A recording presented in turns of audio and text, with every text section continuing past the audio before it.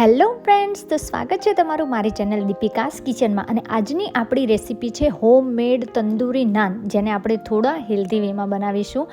એટલે કે મેંદો લઈશું પણ થોડો ઓછો લઈશું. તો અહીંયા એક કથરોટની અંદર મેં 1 વાટકી જેટલો મેંદો લીધો છે અને 1 વાટકી આપણે ઘઉંનો લોટ લીધો છે.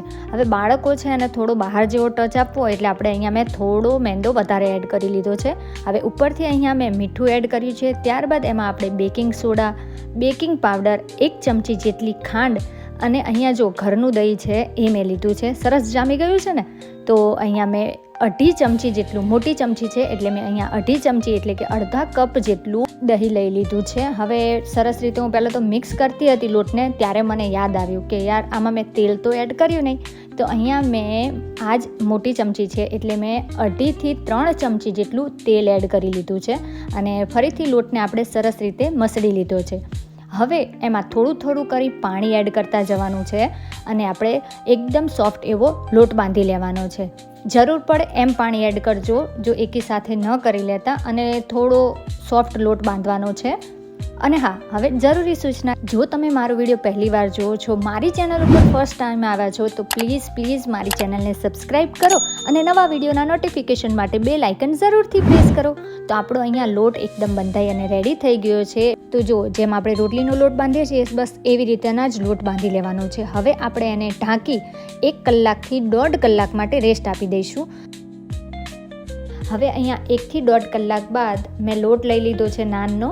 તો જો સરસ રીતે આપણો લોટ છે તો એને આપણે આ રીતે પહેલાં તો ભેગો કરી લઈશું, એટલે કે સહેજ આપણે મસળી લેવાનો છે. હવે ઉપરથી આપણે એને થોડું તેલ લગાવી લેવાનું છે અને ત્યારબાદ આપણે લોટને 2 થી 3 મિનિટ માટે સરસ રીતે મસળી લેવાનો છે, જેથી આપણી નાન છે ને બને ત્યારે એકદમ સોફ્ટ બને અને લોટ છે ને એ પણ એકદમ સોફ્ટ રહે.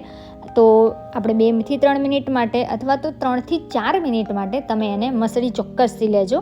તો અહીંયા આપણો લોટ છે એ મસળાઈ અને રેડી થઈ ગયો છે. હવે એમાંથી આપણે એક લુઓ લઈ લઈશું. હવે તમારે કેવડી નાન બનાવી છે એ ઉપર તમે લુઓ લઈ લેજો. હવે એક લુઓ લઈ લીધો છે અને ઢાંકી અને એને એક બાજુ મૂકી દઈશું. એક નાન બને ત્યાં સુધી આપણો લોટ પણ સરસ રીતે સોફ્ટ રહે એના માટે. તો અહીંયા એક લુઓ લઈ લીધો છે અને એની ઉપર આપણે થોડું અટામણનો લોટ, ઘઉંનો જ લોટ લીધો છે, એનાથી આપણે અટામણ દઈ અને રોટલી વણી લેવાની છે, એટલે કે નાન બનાવી લેવાની છે. અહીંયા હું ગોળ નાન રાખું છું. આમ જોજો તમને એમ જ લાગશે કે આપણે જાણે રોટલી જ બનાવીએ છીએ, કોઈ જ ફેર લાગતો નથી. હવે અહીંયા મેં ગોળ બનાવી લીધી છે નાન. તમારે જો નાનનો શેપ આપવો હોય તો તમે લંબગોળ પણ કરી શકો છો. હવે એની ઉપરથી મેં અહીંયા થોડી ધાણા ભાજી અને કાળા તલ લઈ લીધા છે. એને આપણે આ રીતે ફેલાવી અને પ્રેસ કરતા જઈ સહેજ દબાવી લઈશું. અને ઉપરથી જો એવું લાગે તો 2 વેલણ આપણે આ રીતે લગાવી એટલે કે વણી અને એને રેડી કરી લેવાના છે. એકદમ પરોઠા કઈ રીતે આપણે વણીએ બસ એ જ રીતના આપણે નાન વણી લેવાની છે. હવે આપણે એ બાજુને ઊંધી કરી, એટલે કે જે બાજુ તલ અને લગાવ્યું હતું ને એને ઊંધી કરી નાન, અને એની ઉપર આપણે પાણી છે એ લગાવી દેવાનું છે સરસ રીતે, એટલે કે આપણે તવા ઉપર નાન છે સરસ રીતે ચીપકી જાય. અને અહીંયા મેં નાન બનાવવા માટે જે આપણે રોટલીનો તવો લઈએ છીએ એ લીધો છે. એને પહેલાં તો ગરમ કરી લીધો છે. હવે એને આપણે 1 મિનિટ માટે આ તરફ શેકી લઈશું, જેથી નીચે છે સરસ રીતે શેકાઈ જાય. કારણ કે આપણે શું છે આમાં બેકિંગ પાવડર અને બેકિંગ સોડા નાખ્યો છે એટલે સરસ રીતે આપણી નાન ફૂલાવાની છે. હવે એને ગેસની ફ્લેમ છે એને ફાસ્ટ કરી અને આ રીતે તવો છે એને ઊંધો રાખવાનો છે અને ગોળ તવો ફેરવતો જઈ ઉપરની સાઈડ જ્યાં સુધી આપણે બહાર કેવી જાય પડેલી આપણી નાન હોય છે ને બસ એવી આની ઉપર જાય પાડવાની છે, એટલે કે તંદૂરની ઇફેક્ટ આપી દઈશું. અને જ્યાં આગળ તમને એવું લાગે કે સહેજ કાચી રહે છે એ બાજુ આપણે ફરીથી એને આ રીતે ગોળ કરી અને શેકી લેવાની છે. હા, ધ્યાન રાખવું કે છે ને વધારે પડતું નજીક નહીં રાખવાનું, નહીંતર દાજી જશે નાન.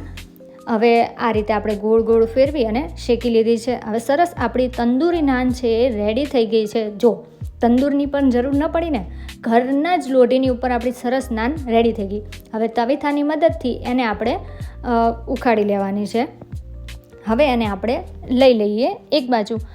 એની ઉપર જેમ બહાર કેમ બટરવાળી તંદૂરી નાન આપણને મળે છે, અને જો પાછળ પણ સરસ રીતે શેકાઈ ગઈ છે અને ઉપરથી પણ એટલી સરસ રીતે શેકાઈ ગઈ છે. તો ઉપરથી અહીંયા મેં થોડું બટર લગાવી લીધું છે. ઘરનું માખણ લ્યો તો બેસ્ટ જ છે. અને હા, આ નાન છે કેવી તમને લાગી, એટલે કે બનાવો તમે તો બાળકો પણ સરસ રીતે ખાઈ શકે અને એકદમ અનહેલ્ધી તો છે જ નહીં, કારણ કે આપણે આમાં ઘઉંનો લોટ પણ મિક્સ કર્યો છે. હવે જો રેડી થઈ ગઈ છે. આ જ રીતે મેં બીજી પણ નાન છે એ પણ બનાવી લીધી છે. તો રેડી છે આપણી તંદૂરી હોમમેડ નાન. રેસીપી તમને ગમી કે નહીં જરૂરથી કમેન્ટ કરજો, અને ગમી હોય ને તો લાઈક જરૂરથી કરજો.